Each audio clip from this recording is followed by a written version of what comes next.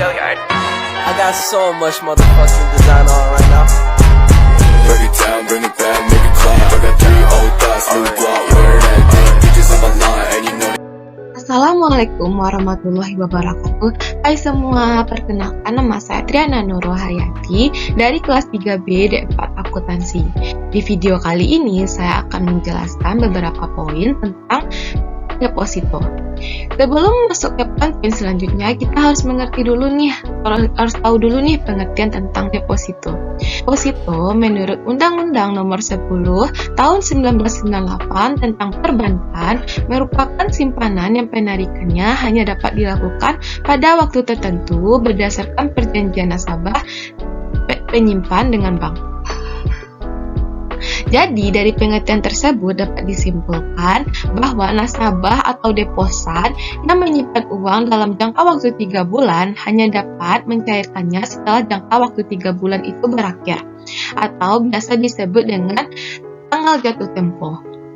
Contohnya, pada tanggal 17 September 2023, seorang nasabah menyimpan uang sebesar 35 juta rupiah dalam bentuk tabungan deposito dengan jangka waktu 3 bulan dan jatuh tempo pada tanggal 17 Desember 2023. Jika nasabah ingin menariknya atau mencairkannya sebelum tanggal jatuh tempo, maka akan dikenakan denda atau biasa disebut dengan penalty rate. Besarnya tergantung dari pihak bank yang bersangkutan. Selanjutnya, kita akan masuk ke jenis-jenis deposito. Deposito terbagi menjadi 3, yaitu pertama, deposito berjangka, yang kedua, sertifikat deposito, dan ketiga, deposito on call. Kita bahas dulu nih tentang deposito berjangka. Deposito berjangka merupakan deposito yang penerbitannya menurut jangka waktu tertentu. Deposito berjangka biasanya memiliki waktu yang bermacam-macam. 1, 2, 3, 6, 12, 18, sampai dengan 24 bulan. Deposito berjangka dapat ditarik dengan bilet giro yang ditetapkan atas nama perorangan atau lembaga. Besarnya jumlah deposito yang disertakan oleh nasabah atau deposan itu dalam bentuk bulat dan memiliki batas minimal. Nasabah atau deposan akan mendapat bunga yang dapat ditarik setiap bulan atau setelah jatuh tempo. Ditariknya bisa secara tunai maupun non-tunai. Nasabah loyal dengan jumlah deposito yang besar akan mendapatkan special rate maupun insentif seperti hadiah atau souvenir. Deposito berjangka tidak hanya diterbitkan dalam mata uang lokal saja, juga tetapi dalam valuta asing. Biasanya ini diterbitkan oleh bank devisa. Yang kedua yaitu sertifikat deposito. Merupakan deposito yang diterbitkan dalam jangka waktu 2, 3, 16, dan 12 bulan.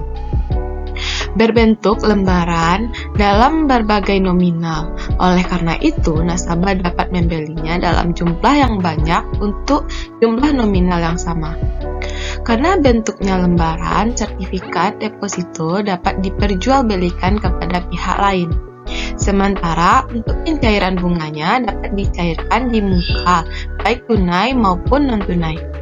Dan terakhir, deposito on call merupakan deposito yang pencairannya dapat dilakukan dengan pemberitahuan terlebih dahulu kepada pihak bank, yakni 3 hari sebelum deposito cair. Jangka waktu deposito on call minimal 7 hari dan maksimal kurang dari 1 bulan. Biasanya, deposito on call diterbitkan dengan nominal yang besar. Bunga dihitung setiap bulan. Untuk besaran bunga dilakukan negosiasi antara nasabah dengan bank yang bersangkutan. Perbedaan antara deposito berjangka dengan sertifikat deposito.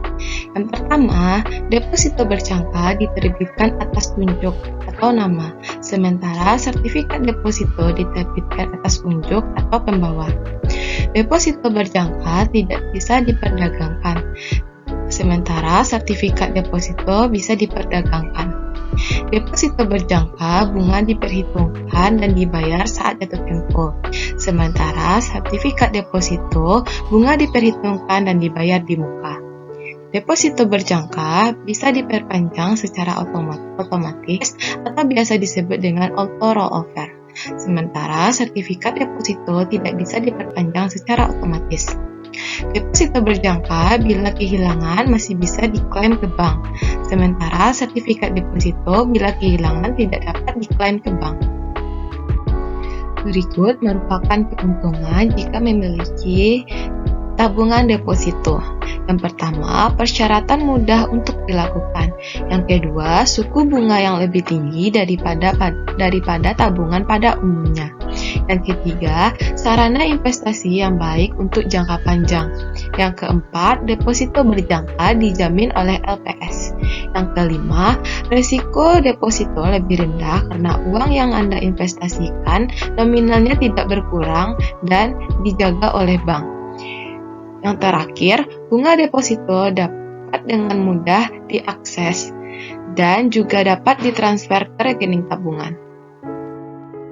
Selain keuntungan, tabungan deposito juga memiliki beberapa kekurangan. Berikut merupakan kekurangan tabungan deposito. 1. Dibandingkan dengan tabungan biasa, dana setoran awal pada tabungan deposito memiliki jumlah yang cukup tinggi. Yang kedua, bunga deposito melemah apabila terjadi inflasi. Yang ketiga, dana tidak dapat diambil sebelum jatuh tempo dan pencairan yang dilakukan sebelum jatuh tempo akan dikenakan penalti. Yang keempat, nilai deposito tidak dapat bertambah untuk meningkatkan investasi karena sistem waktu berjangka. Apabila nasabah ingin menambah investasi pada deposito, nasabah harus membuka deposito baru. Yang terakhir, bunga yang didapat dari deposito akan dikenakan pajak. Mekanisme pembukaan tabungan deposito. 1. Pilihlah produk deposito yang Anda inginkan. Selanjutnya, Anda mengisi formulir pembukaan rekening deposito. Dan yang ketiga, Anda harus membawa dan menyerahkan fotokopi kartu identitas yang sah yang berlaku, seperti KTP, SIM atau paspor, dan NPWP. Yang keempat, apabila Anda belum memiliki rekening di bank yang bersangkutan, biasanya Anda akan diminta untuk membuka rekening terlebih dahulu. Yang kelima, melakukan setoran awal untuk pembukaan rekening. Yang keenam, jika proses telah selesai, Anda akan menerima sertifikat deposito sebagai bukti kepemilikan deposito. Dan yang terakhir, simpanlah bukti kepemilikan deposito tersebut. Kita telah sampai di poin terakhir, yakni pencairan deposito. Pencairan deposito memiliki beberapa mekanisme. Yang pertama, pastikan deposito Anda sudah jatuh tempo. Yang kedua, Anda diharuskan membawa bilyet atau sertifikat deposito dan menyerahkannya pada petugas bank. Selanjutnya, petugas bank akan memproses dana Anda. Dan yang keempat, Anda akan diberikan slip pencairan dana deposito dan slip pencairan bunga deposito. Yang kelima, petugas bank akan meminta Anda untuk menandatangani kedua slip tersebut. Dan yang terakhir, bank akan mentransfer dana pencairan deposito dan bunga deposito ke rekening Anda. Baiklah, sekian tentang materi deposito yang dapat saya sampaikan.